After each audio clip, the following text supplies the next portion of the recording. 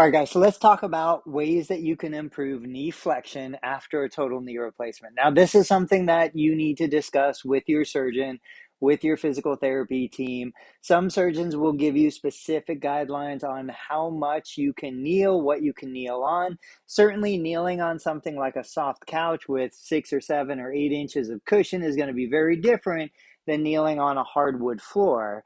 But once you talk to your medical team and you've been cleared to try this, one of my favorite ways to improve flexion is by kneeling on a couch or kneeling on a bed or something that's really soft.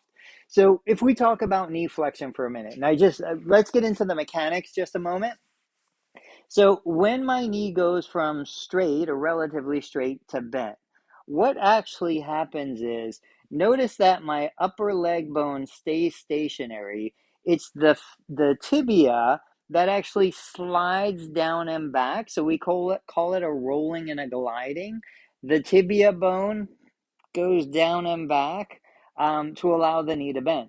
So what we want is we want a little bit of posterior translation on the shin bone, on the tibia. There's a couple ways we do that. So in the clinic, the therapist will grab that lower bone. The therapist will give you some oscillations, some glides, pushing that bone back while you're relaxed.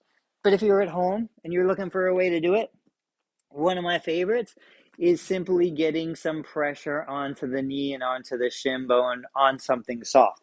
If you notice, I'm sinking down a good 4 or 5 inches into the cushion because there's so much give.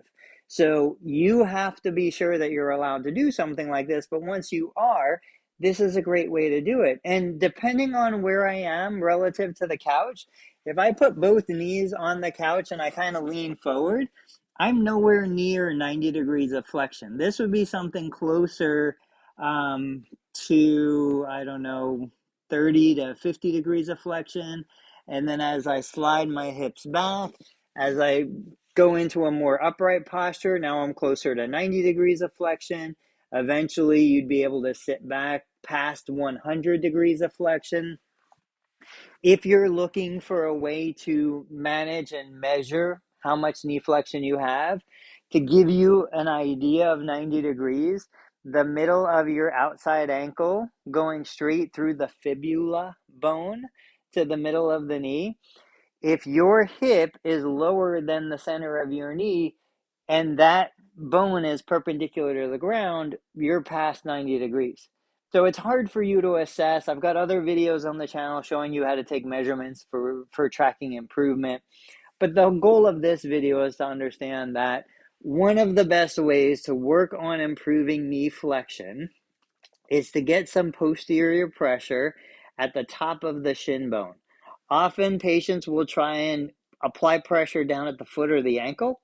And the problem with this is that it tends to cause, at least patients in my experience, to want to resist or push back.